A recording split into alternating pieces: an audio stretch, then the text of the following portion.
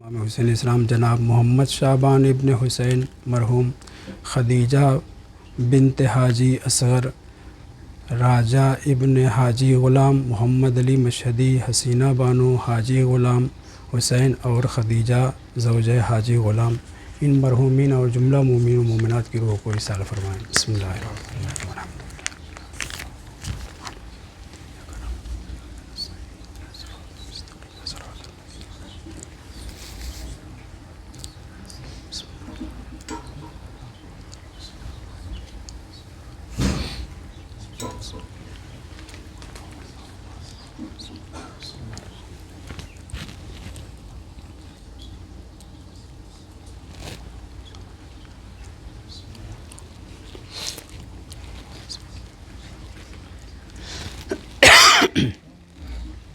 صلوات پڑھی محمد و آل محمد پر۔ اللہم صلی علی محمد و آل محمد۔ عزیزان محترم،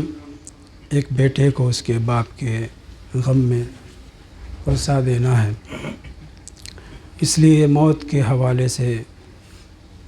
اور موت کے سفر پہ جانے کے زاد راہ اور توش سفر کے حوالے سے کچھ گفتگو کرنا ہے۔ جس حدیث کو عنوان گفتگو قرار دیا ہے، ایک ٹکڑا پیغمبر اسلام کا بیان ہے، دوسرا ٹکڑا جبرائیل امین کا کلام ہے۔ یہ کلام جناب رسول خدا نے اس وقت ارشاد فرمایا تھا جب سارے لوگوں کو موت دینے والا سردار اموات ملک الموت عزرائیل علیہ السلام نے پیغمبر اسلام کے سلسلے کے سامنے اپنی صفائی کچھ پیش کی تھی۔ توجہ چاہتا ہوں کہ پیغمبر اسلام نے جبرائیل کی موجودگی میں عزرائیل کے بیانات کے بعد ایک جملہ ارشاد فرمایا، کفا بالموت تامہ۔ تامہ کے متعدد معنی کیے گئے ہیں، جو مفہوم یہاں روایت سے ظاہر ہے وہ یہ ہے کہ موت بہت بھیانک چیز ہے اور اس کو موت ہی عبرت کے لیے کافی ہے۔ موت ایسی شے ہے کہ جس سے ہر کوئی فرار کرنا چاہتا ہے، مگر پیغمبر کو خطاب کر کے کہہ دیا گیا، انک میت و انہم میتون۔ جب مرسل اعظم نہ رہے کون رہے گا؟ سب کو مرنا ہے۔ موت بہت پیاری چیز نہیں ہے، پیاری ہی چیز نہیں ہے، بہت پیاری چیز کہنا ہی غلط ہے۔ پیغمبر اسلام نے جبرائیل کی موجودگی میں عزرائیل سے موت اور مرنے والوں کے سلسلے میں تفصیلات جاننے کے بعد فرمایا، کفا بالموت تامہ۔ موت بھیانک چیز ہے، موت ناپسندیدہ چیز ہے، موت مصیبت کا باعث ہے، قلق اور اضطراب کا باعث ہے۔ جیسے ہی جناب جبرائیل نے سید النبیین خاتم المرسلین سے موت کے بارے میں یہ جملہ سنا، امین وحی الہی نے برجستہ پیغمبر کے سامنے یہ گفتگو کی، انہو بعد الموت اتم و اتم من الموت۔ اے اللہ کے رسول، موت بھیانک ہے، موت ناپسندیدہ چیز ہے، لیکن موت کے بعد کے مراحل اور زیادہ بھیانک ہیں۔ موت کے بعد کی منزلیں اور زیادہ دشوار ہیں اور زیادہ اضطراب اور قلق پیدا کرنے والی ہیں۔ در حقیقت عزرائیل جناب رسول خدا صلی اللہ علیہ وآلہ وسلم کے سامنے موت اور مرنے والے اور مومنین اور فاسقین اور مشرکین اور کافرین کے سلسلے میں گفتگو کر رہے تھے کہ ایک مرتبہ جناب رسول خدا صلی اللہ علیہ وآلہ وسلم نے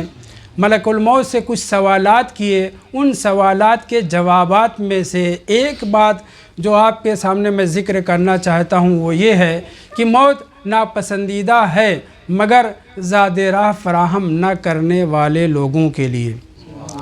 مومنین کے لیے نہیں،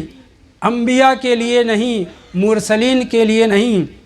اور ملک الموت بھی فی نفس ہی فرشتہ ہے، معصوم ہے، نوری مخلوق ہے، اللہ کی بہترین مخلوقات میں سے ہے، سید الملائکہ کی صف میں ہے، وہ فرشتہ ہے، وہ پیارا ہے، مگر کافرین کے لیے، مشرکین کے لیے، منافقین کے لیے اس کی شکل و صورت کتنی بھیانک ہے وہ مشرکین ہی بتا سکتے ہیں، مگر مومنین کے لیے ملک الموت کی شکل بہت ہی پیاری ہے، بہت ہی پسندیدہ ہے، مگر چونکہ موت بہرحال کڑوی چیز ہے، روح اور جسم کے اتصال کو ختم کرنے والی چیز ہے، اس لیے ہر کوئی پریشان ہوتا ہے۔ ملک الموت مومنین کے لیے رحمت اور شفقت کا باعث ہے، اور یہ شفقت اور یہ عنایت اس کی اس وقت اور زیادہ ہو جاتی ہے جب وہ کوئی کسی مومن کے پاس، ولی خدا کے پاس پہنچتا ہے اور حضرات معصومین علیہم السلام موجود ہوتے ہیں، اور اس وقت حضرات معصومین علیہم السلام بھی ملک الموت سے کہہ رہے ہوتے ہیں کہ یہ ہمارا چاہنے والا تھا، یہ ہماری ولایت والا تھا، اس کے اوپر ارفاق کرو، اس کے اوپر شفقت کرو، تو ملک الموت پلٹ کر کے کہتا ہے کس سے؟ حضرات معصومین علیہم السلام سے، اے اللہ کے رسول، اے جناب امیر المومنین علیہ السلام، اے میرے سید و سردار، انی اشفق منہ من اب الشفیق، میں اس کے اوپر، اس مرنے والے کے اوپر اس کے باپ سے زیادہ شفیق ہوں۔ مومن کے اوپر جناب عزرائیل ملک الموت اس کے باپ سے زیادہ شفیق ہوتے ہیں، لیکن چونکہ میں نے آپ کے سامنے کہا بہرحال موت بڑی کڑوی حقیقت ہے جس سے سب کو دوچار ہونا ہے، سب کو مرنا ہے، اس لیے مومن بھی پریشان ہوتا ہے، غیر مومن تو پریشان ہوتا ہی ہے۔ بہت زیادہ شفیق، بہت زیادہ مہربان، لیکن ملک الموت جس وقت مرنے والے کے پاس پہنچتے ہیں، متعدد کلمات آپ حضرات سنتے رہتے ہیں، پڑھتے رہتے ہیں دوسروں سے بھی، اور خود مطالعہ کرتے رہتے ہیں۔ ملک الموت کے لیے 2-3 مثالیں دی گئی ہیں کہ یہ پوری دنیا کالدرہم بین یدی احدکم، یہ دنیا ان کے نزدیک ایک درہم کے مانند ہے، جیسے ہمارے ہاتھ میں درہم ہو، جیسے چاہیں ہم اس کو گھمائیں، اس سے ٹاس کریں، گھمائیں، اوپر نیچے کریں، جیسے بھی چاہیں ہم اس کو، تقلیب کا لفظ استعمال ہوا ہے، ویسے ہی ملک الموت کے لیے یہ دنیا ہے، جیسے چاہے جہاں سے جس کو چاہے اس کی روح کو قبض کر لے، مگر توجہ چاہتا ہوں دوسری جگہ تعبیر آئی ہے کالقصعۃ، جام کے مانند ہے، پیالے کے مانند ہے، تم اپنے پیالے میں جو بھی غذا رکھی ہوئی ہو، سینی میں جو بھی غذا رکھی ہوئی ہو، جب جیسے چاہو جس پھل کو، جس غذا کو چاہو اٹھا لو، ویسے ہی ملک الموت کی حیثیت ہے کہ اس کے لیے یہ دنیا بالکل ایسے ہی ہے کہ جیسے پیالے سے چیزوں کو اٹھانا۔ تیسری تعبیر بالکل ایک بال کے مانند، کیسے وہ چرخی، وہ گلوبل جو پلاسٹک وغیرہ کا بنایا جاتا ہے، پوری دنیا کا بچے اس کو گھماتے ہیں اور شہروں اور ملکوں کو دیکھتے ہیں، یہی کیفیت ملک الموت کے لیے ہے، جہاں سے جس کی موت کا وقت آ چکا ہوتا ہے اس کو وہ اٹھا لیتا ہے، مگر ملک الموت اتنے پاورفل ہونے کے باوجود شب معراج جب رسول اسلام پہنچے ہیں آسمان چہارم پر، بعض روایت میں ہفتم پہ پہنچے، وہاں پر ایک فرشتے کو سر نیچے کیے ہوئے کچھ حساب کتاب کرتے ہوئے دیکھا، مختلف روایتیں ہیں، اس میں ایک فرشتہ جس کے پاس جناب جبرائیل لے کر کے پہنچتے ہیں، کہتے ہیں اللہ کے رسول وہ فرشتہ ہے ھذا اشد الملائکۃ عملا۔ میں اس کی ترجمہ تو واضح آپ کے سامنے، لیکن اس سے پہلے یہ بتلانا چاہوں گا خداوند متعال نے فرشتوں کو بہت سے امور پر مامور کیا ہے، کچھ ہواؤں پر، کچھ بادلوں پر، کچھ زمین پر، کچھ عرش کے اٹھانے والے فرشتوں کے لیے لکھا گیا ہے کہ سب سے زیادہ قوی،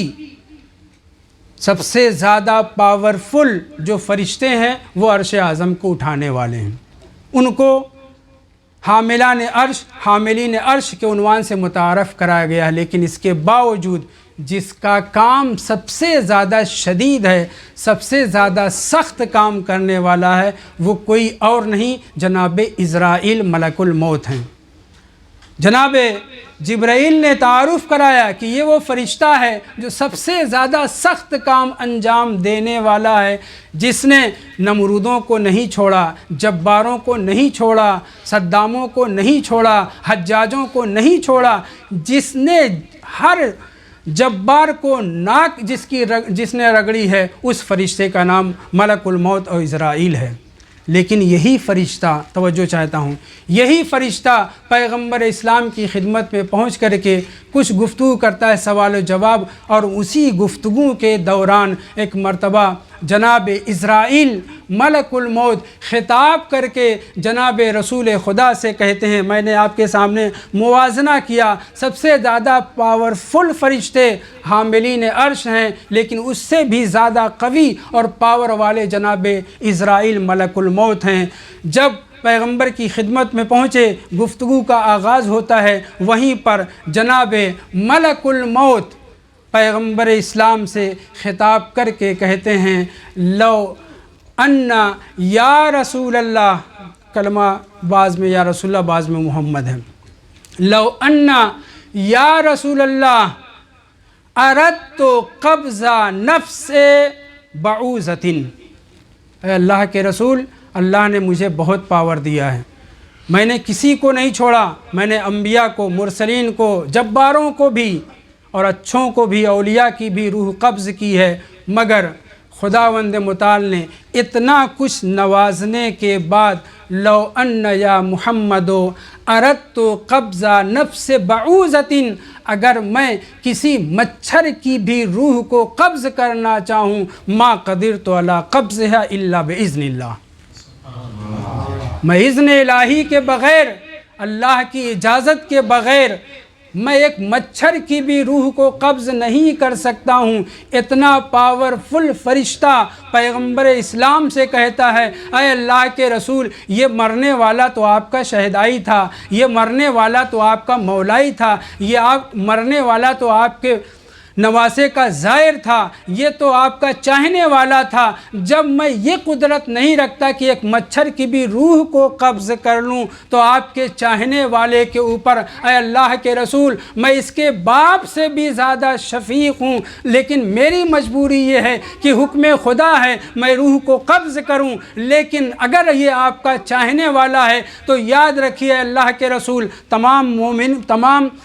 معصومین سے خطاب کر کے کہتا ہے وہ فرشتہ کہ اس کی روح بالکل ایسے ہی نکل جائے گی جیسے گلاب کے پھول سے خوشبو نکل جاتی ہے۔ تو مومنین کی روح قبض ہوتی ہے، پریشان ہوتے ہیں، لیکن اس کے باوجود جب اس مومن اپنے ماں باپ کے لیے انتظام کر چکا ہوتا ہے تو اسے کوئی پریشانی لاحق نہیں ہوتی۔ صلوات پر محمد و رحمت پر۔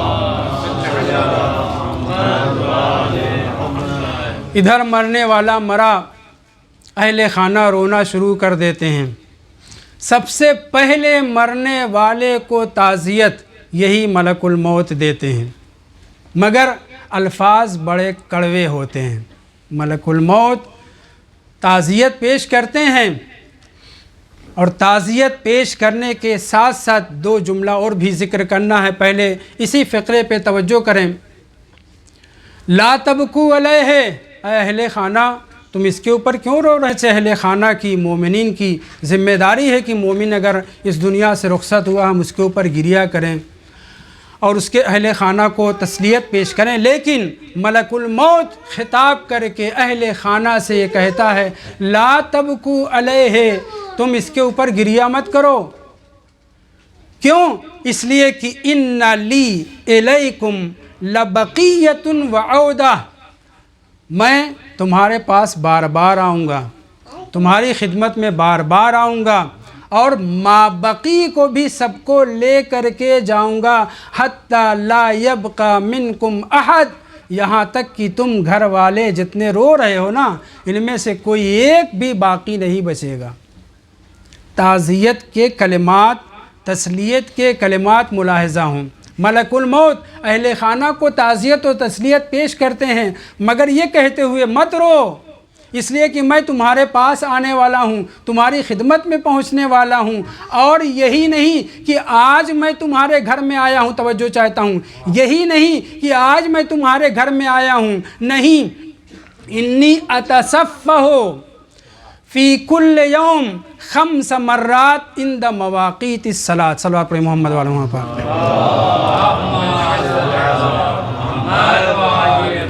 میں آج تھوڑی آیا ہوں، میں روز آتا ہوں،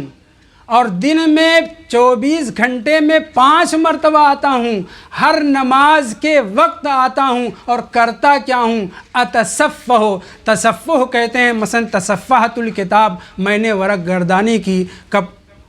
صفحات کو پلٹا دیکھا، سرسری طور پہ مطالعہ کیا، اس کے لیے تصفح کا لفظ استعمال کرتے ہیں۔ فرشتہ ملک الموت اہل خانہ سے خطاب کر کے کہتا ہے میں تمہیں تاڑ کر کے جاتا ہوں، اس سے بہتر ترجمہ میرے پاس نہیں ہے۔ تصفح کرتا ہوں، صرف نظر نہیں کرتا تمہارے چہروں کے اوپر، دیکھ کر کے جاتا ہوں کس کے پاس کب آنا ہے، اور دن میں 5 مرتبہ آؤں گا، اور آتا ہوں، اور آنے کے بعد تمہیں دیکھنے کے بعد، بغور دیکھنے کے بعد، یہ بہترین ترجمہ یہ ہو جائے گا، دیکھ کر کے میں چلا جاتا ہوں، دن میں 5 مرتبہ، توجہ چاہتا ہوں۔ اس کے بعد کہتا ہے ملک الموت رسول خدا سے جو خطاب کر رہا ہے، انی لملقن المؤمن، اے اللہ کے رسول، اگر مرنے والا مر رہا ہو، گھر میں لوگ ہیں، اس کے سامنے سورہ یاسین وغیرہ کی تلاوت کریں گے، جو کلمات بیان کیے گئے ہیں جن کی وجہ سے روح نکلنے میں آسانی ہوتی ہے، اس کی تلقین کریں گے۔ خاص طور سے تلقین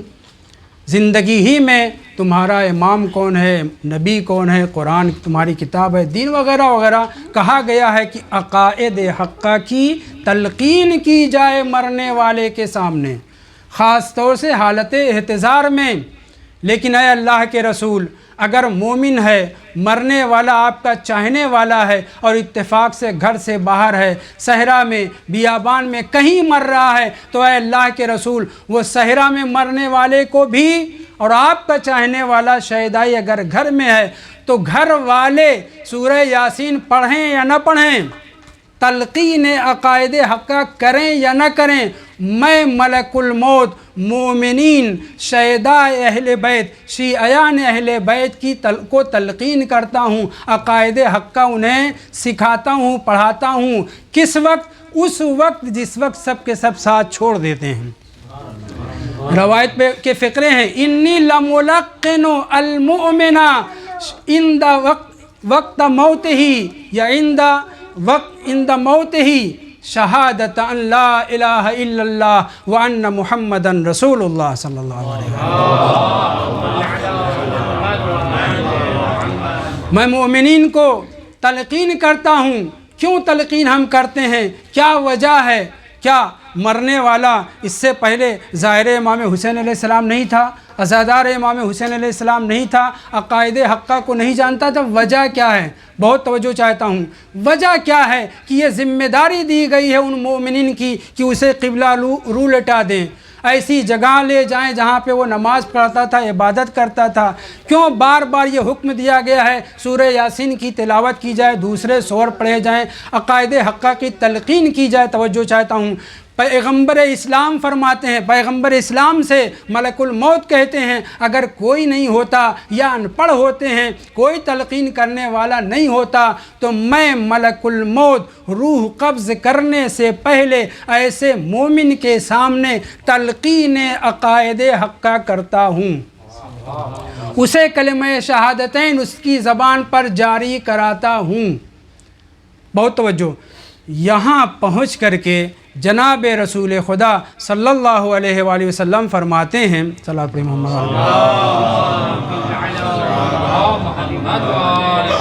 لیکن جبرائیل امین کی یہ تلقین ہر مومن کے لیے نہیں ہے۔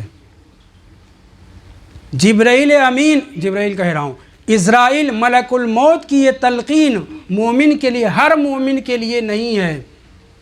پیغمبر فرماتے ہیں ان ممن، توجہ چاہتا ہوں، ان ممن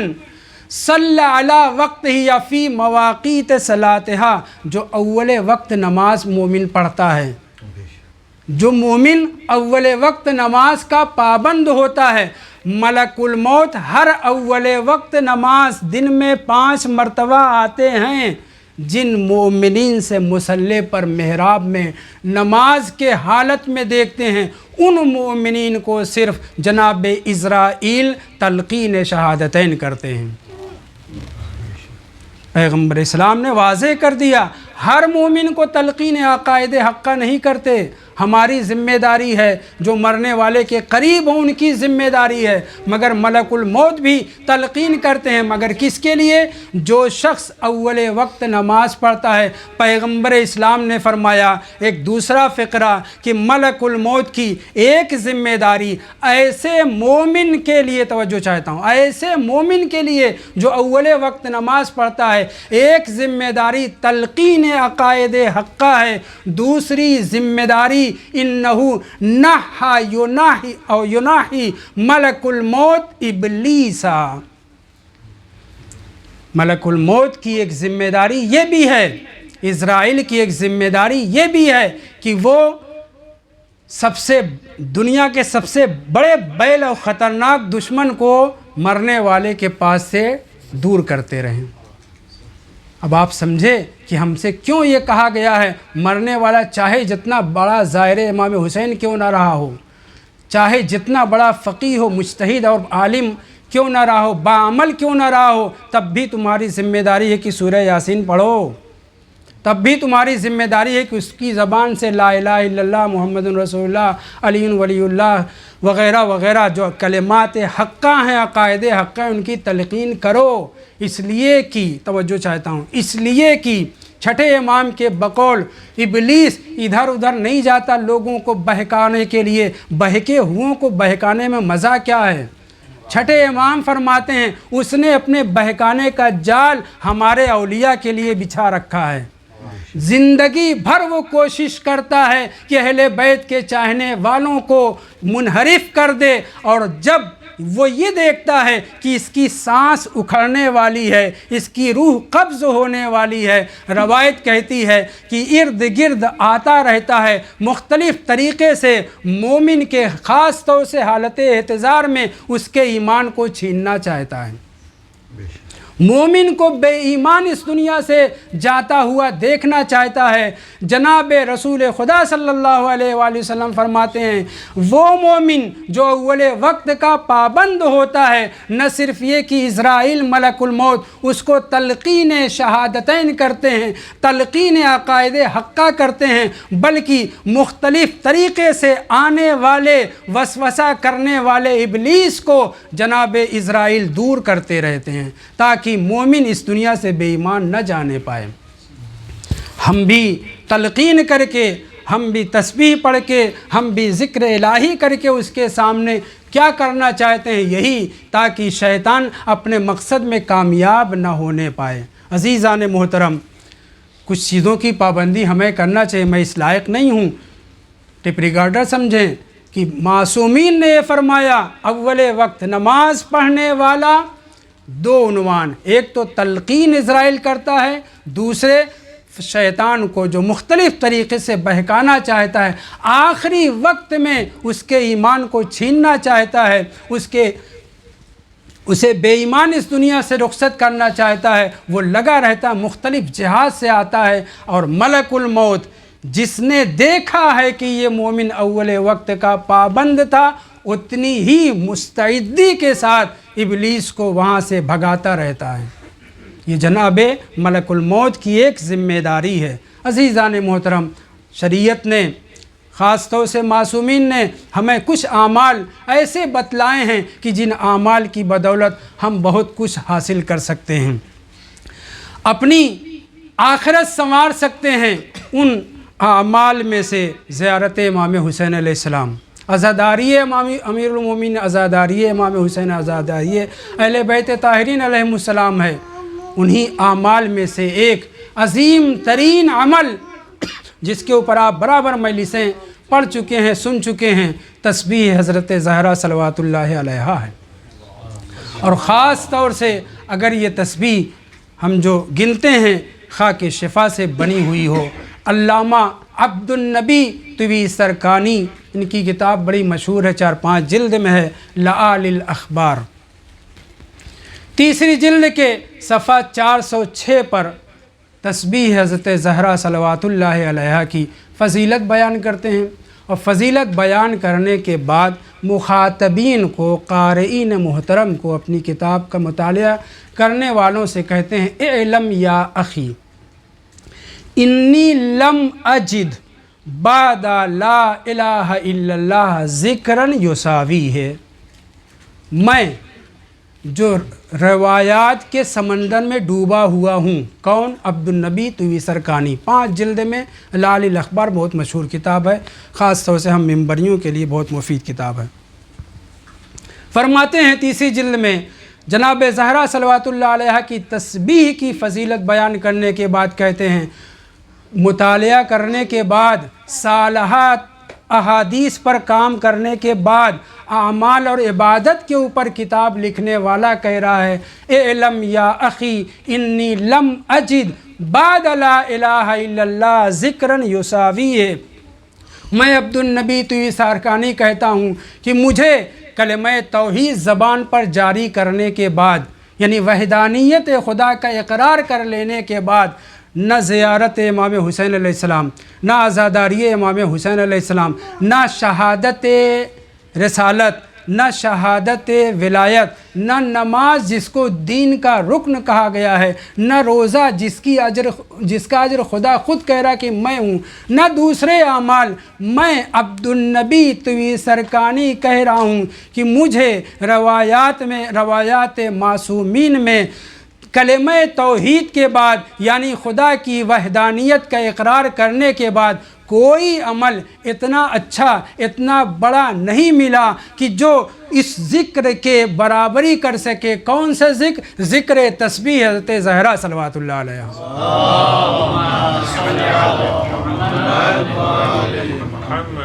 روایات میں ڈوبا رہنے والا محقق نبی عبد النبی کہہ رہا ہے کہ مجھے کوئی ایسا ذکر، کوئی ایسی عبادت، کوئی ایسا عمل ملا ہی نہیں، ذکرن یساوی ہے، جو ذکر تسبیح حضرت زہرا صلوات اللہ علیہ کی برابری کر سکے، فضلاً ان یتفضل علیہ، میں برابری کی بات کر رہا ہوں۔ کوئی عمل، کوئی عبادت ہم برابر سنتے رہتے ہیں، پڑھتے رہتے ہیں، افضل اعمال امتی انتظار الفرج،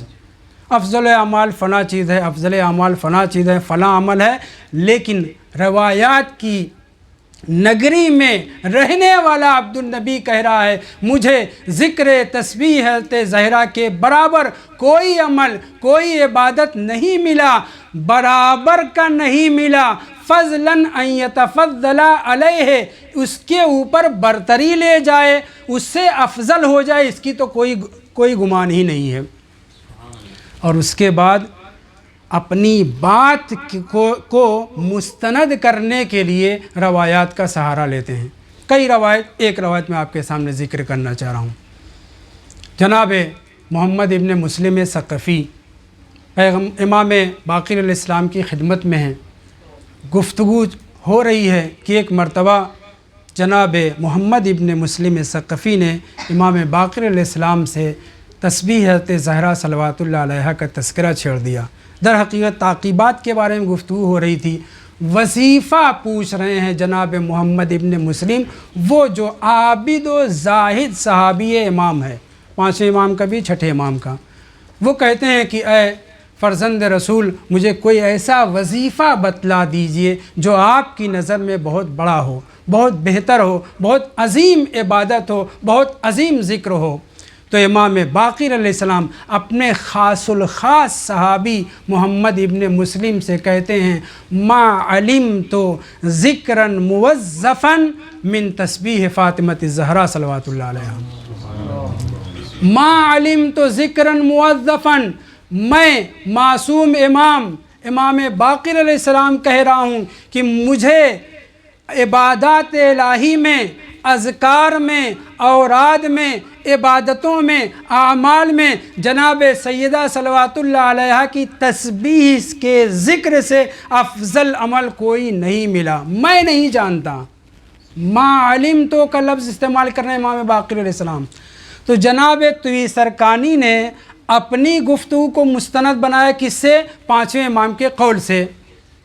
تو کیا پانچویں امام کو اپنے قول کو مستند کرنے کی ضرورت ہے؟ امام ہے نا، معصوم ہے نا، حجت خدا ہے نا، ان کو نہ قسم کھانے کی ضرورت ہے، نہ اپنے کسی کلام کی عظمت سمجھانے کے لیے حلف اٹھانے کی ضرورت ہے، اور نہ ہی اپنے کلام کے اوپر کسی دلیل کی ضرورت ہے۔ کیوں؟ کیونکہ یہ خود یہی بزرگواران شارعین شریعت ہیں۔ لیکن اس کے باوجود بہت توجہ چاہتا ہوں، عظمت تسبیح حضرت زہرا صلوات اللہ علیہا کتنی عظمت رکھتی ہے۔ تویسرکانی نے اپنی بات کو منوانے کے لیے امام باقر علیہ السلام کے اس کلام کا حوالہ دیا، مستند کر دیا۔ اب امام باقر علیہ السلام جن کو اپنے کلام کو مستند کرنے کے لیے ضرورت ہی نہیں ہے، مگر وہ امام معصوم فرماتے ہیں کہ تسبیح حضرت زہرا صلوات اللہ علیہا سے بہتر، بڑا، افضل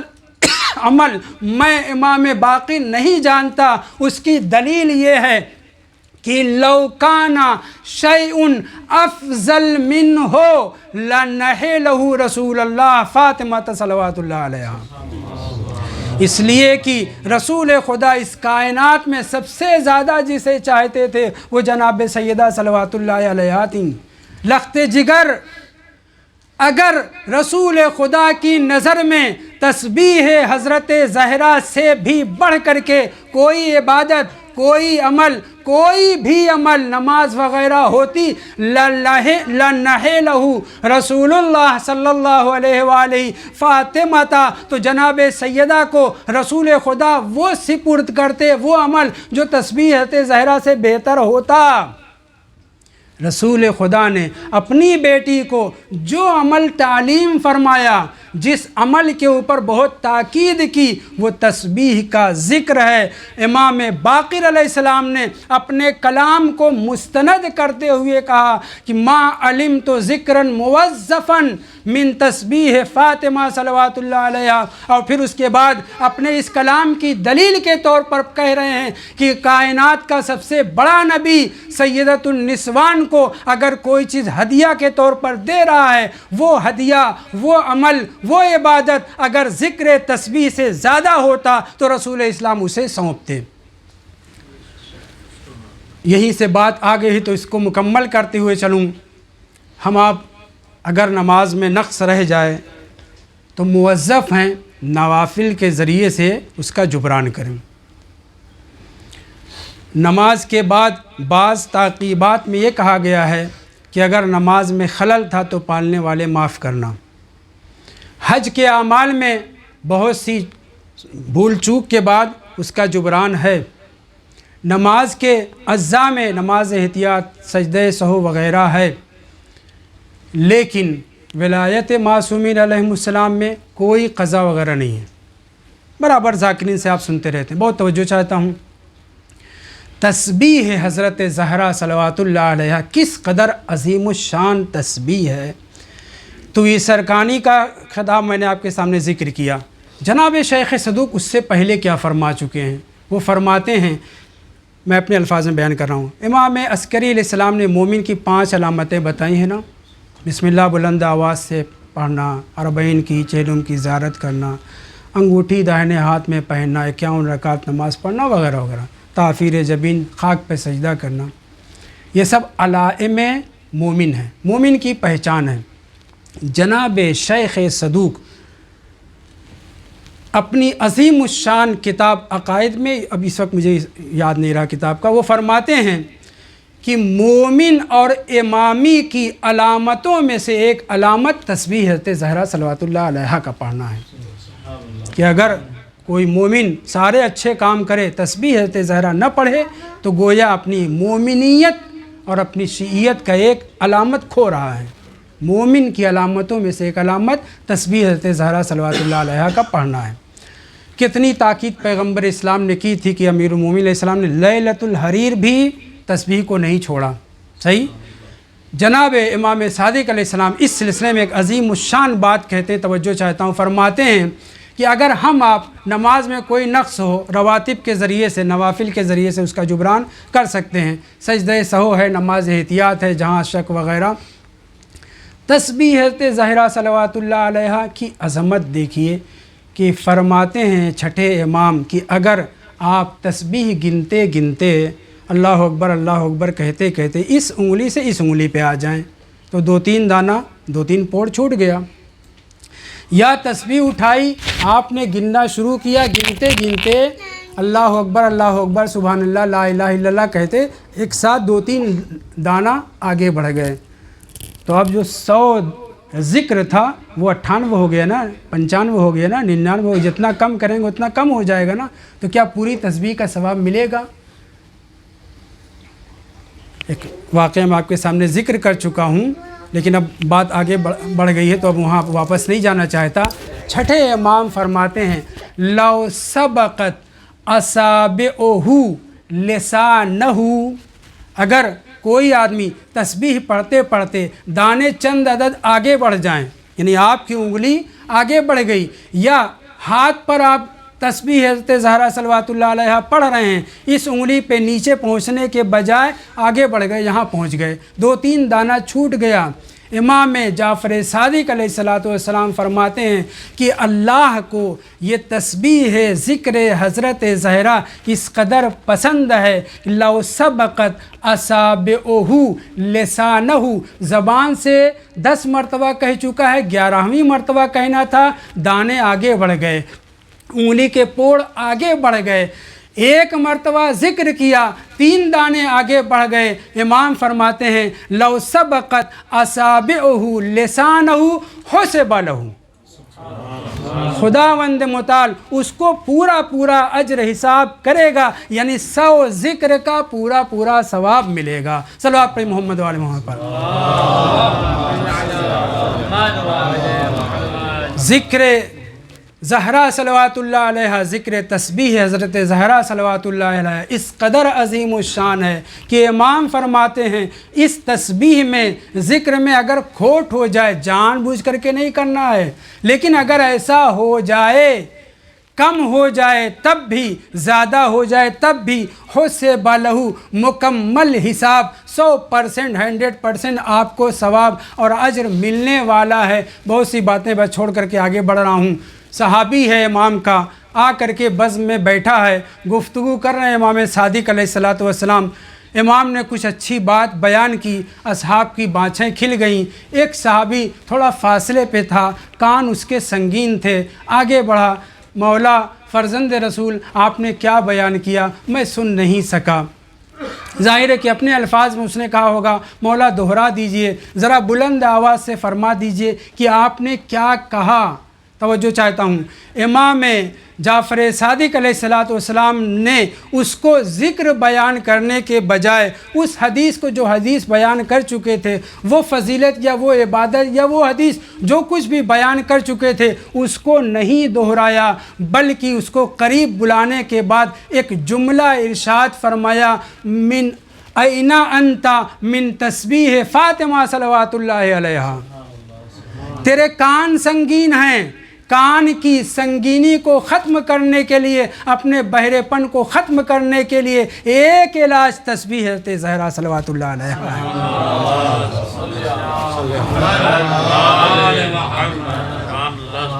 तस्बीह हज़रत ज़हरा सल्लल्लाहु अलैहा सिर्फ कान नहीं, वो तो कान का प्रॉब्लम था, इसलिए इमाम ने फरमाया कि मिन ऐना अंता मिन तस्बीह फ़ातिमा सल्लल्लाहु अलैहा। इमाम बतलाना चाह रहे हैं कि मेरी जद्दे माजदा को जो रसूल इस्लाम ने नुस्खा अता किया, इबादत अता की, अमल अता किया, इतना अफजल और कामिल नुस्खा है जिसको कुरान मजीद की निगाह में ज़िक्र कसीर कहा गया है। ज़िक्र कसीर बहुत से अज़कार खुदा की याद है, लेकिन तस्बीह हज़रत फ़ातिमा ज़हरा उन्हीं अज़कार में से है। इमाम सादिक अलैहिस्सलातु वस्सलाम के उस بیان کو میں نے آپ کے سامنے ذکر کیا کہ صحابی کان سنگین ہے، امام نے کہا تسبیح کیوں نہیں پڑھتے؟ مطلب یہ ہے کہ اگر ذکر تسبیح حضرت زہرا کیا جائے تو انسان کی کان کی سنگینی، آنکھ کی بینائی اور دیگر دوسرے امراض بھی سب کے سب اس تسبیح کی بدولت دور ہو سکتے ہیں۔ اور اگر یہ تسبیح خاک شفا کی بنی ہو تو سونے پہ سہاگا ہے۔ صلاۃ پڑھی محمد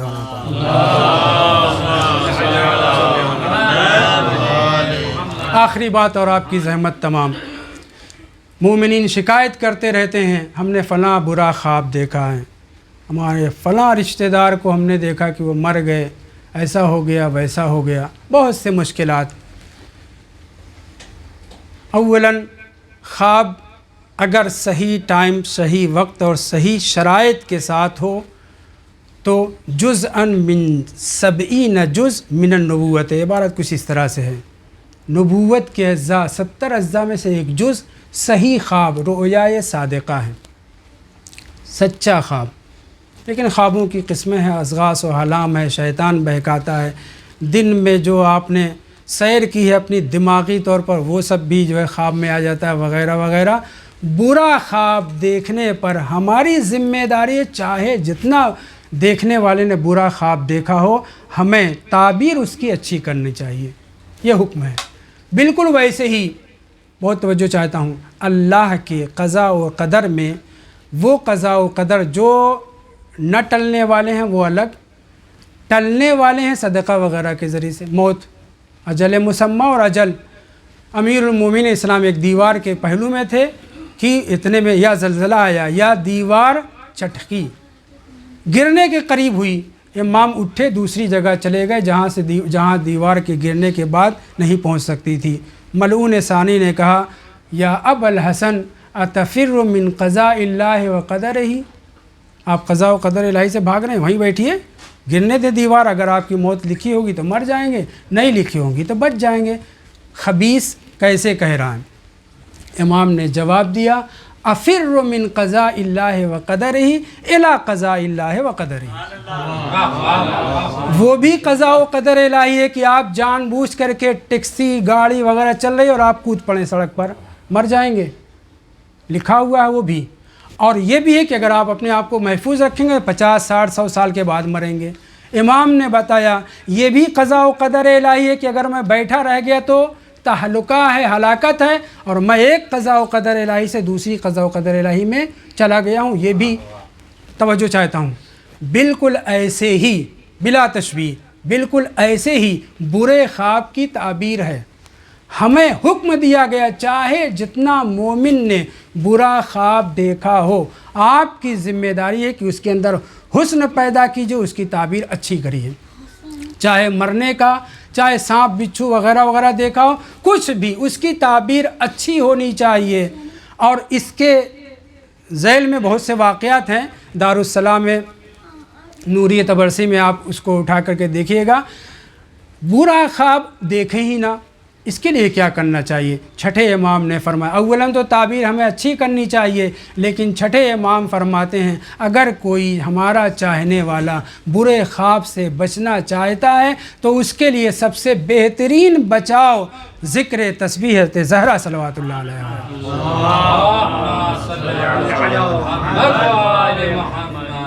بس عزیزو، میں نے آپ کی زحمت تمام کی۔ ذکر تسبیح حضرت زہرا صلوات اللہ علیہ ایک گفتگو تھی، کتنا عظیم الشان ذکر ہے کہ جناب سیدہ صلوات اللہ علیہ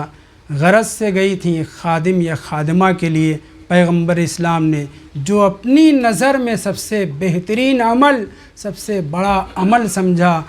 بقول امام باقر علیہ السلام اسے سپرد کر دیا جناب سیدہ صلوات اللہ علیہ کے، اس بی بی کو جس نے ہمیں اتنا عظیم الشان عمل دیا، جس عمل کی برابری کوئی نہیں کر سکتا۔ علامہ طوئی سرکانی نے کہا برابری نہیں کوئی عمل کر سکتا، فضیلت اور برتری تو دور کی بات ہے۔ امام باقر نے فرمایا اس قدر اپنی بیٹی کو رسول اسلام چاہتے تھے کہ جو ان کی نظر میں سب سے بڑی عبادت تھی وہ جناب سیدہ کے حوالے کیا، اور ان کے ذریعے ہم تک یہ ذکر پہنچا جو خاتون، جو سیدۃ النساء ہمارے لیے بلکہ پوری امت کے لیے، انسانیت کے لیے برکت کا سبب تھی، خود مبارکہ تھی، خود جس نے بہترین اعمال انجام دیے، جتنا پروردگار کی عبادت کرتے کرتے جناب سیدہ جیسی جوان خاتون کے پیروں میں ورم آ جاتا تھا، اس خاتون کو بعد نبی چین سے نہیں رہنے دیا گیا۔ عزیزو، جناب سیدہ صلوات اللہ علیہ کا میں مصائب نہیں پڑھنا چاہ رہا تھا، امام حسین علیہ السلام کی طرف جانا چاہ رہا تھا، لیکن ذکر تسبیح سے بات آ گئی تو میں اسی پہ آپ کی زحمت تمام کر دوں گا۔ جناب سیدہ صلوات اللہ علیہ خشیت الہی میں بہت رویا کرتی تھیں، اور اس رونے کے ساتھ ساتھ آپ نے ایک شیشی بنا رکھی تھی، اس میں اپنے آنسوؤں کو جمع کر رہی تھی۔ وقت شہادت، وقت رحلت، جناب سیدہ نے بہت سی وصیتوں میں سے ایک وصیت یہ بھی کی تھی، اے ابوالحسن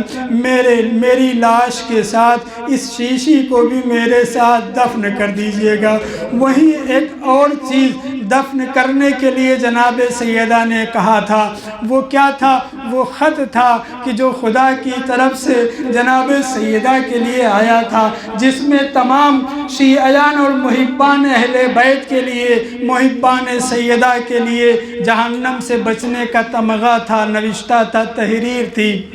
ہاں عزیزان محترم، جناب امیر المومنین علیہ السلام نے وصیت کے مطابق عمل کیا، رات کی تاریکی میں غسل دیا، کفن پہنایا، رات کی تاریکی میں سپرد لحد کر دیا، سپرد لحد کرنے کے بعد کلیجہ پھٹ گیا۔ علی ابن ابی طالب نے رخ کیا رسول اسلام کے روضے کی طرف، روضہ تو اس وقت نہیں قبر تھی، قبر کی طرف رخ کر کے کہتے ہیں، اے رسول اسلام میں بہت صابر ہوں، لیکن آپ کی بیٹی کے جانے کے بعد علی کے صبر کا دامن چھوٹ گیا۔ مولا بہت روتے تھے اور قبر سیدہ پہ آ کر کے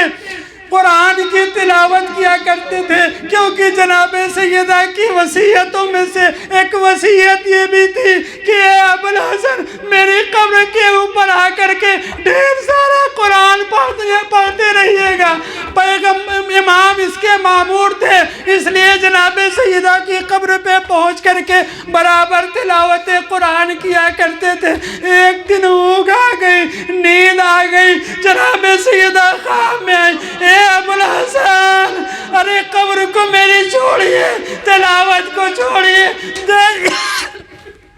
جائیے گھر میں جائیے، میری بیٹی بیدار ہو گئی ہے۔ زینب میرے بستر کو دیکھ کر کے رونا شروع کر چکی ہے۔ مولا دوڑتے ہوئے آئے، بیٹی کو اپنے کلیجے سے لگایا، اے زینب اگر ماں نہیں تو باپ موجود ہے تسلی دینے کے لیے، میں کہوں گا اے مولا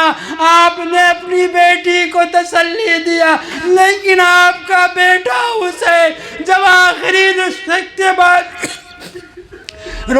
کے بعد گھوڑے پہ سوار ہوا، سوار کرنے والا کوئی نہ تھا، بہن نے سوار کیا، چند قدم آگے بڑھے تھے کہ گھوڑے کی رکاب رک گئی، لجام رک گئی، گھوڑے کے پیر رک گئے۔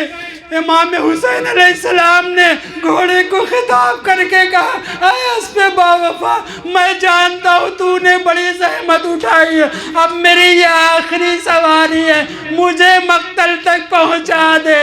گھوڑے نے اپنی بے زبانی کے ساتھ سر کو سموں کی طرف کیا۔ اب جو امام نے دیکھا، کیا دیکھا؟ چند برس کی بیٹی سموں سے لپٹی ہوئی کہہ رہی ہے، میرے بابا کے گھوڑے، میرے بابا کو نہ لے جا، اس لیے کہ صبح سے جو گیا ہے واپس نہیں آیا ہے، میرا بابا بھی شہید کر دیا جائے گا۔ وَسَيَعْلَمُ الَّذِينَ ظَلَمُوا أَيَّ مُنْقَلَبٍ يَنْقَلِبُونَ۔ الہی بحق الزہراء و ابیہا و بعدہا و بنیہا والسر المستودع فیہا ان تصلی علی محمد و آل محمد وان تفعل بنا ما انت اہلہ ولا تفعل بنا ما نحن اہلہ۔ آپ حضرات سے گزارش ایک مرتبہ سورہ حمد کی مرتبہ سورہ توحید کی تلاوت فرما کر ظاہر حسین جناب محمد شعبان صاحب، خدیجہ بنت حاجی اصغر، راجہ ابن حاجی محمد علی مشہدی، حسینہ بانو، حاجی غلام حسین اور خدیجہ زوجہ حاجی غلام اور تمام مومن مومنات کی روح کو ایصال فرمائیں۔ بسم اللہ الرحمن الرحیم۔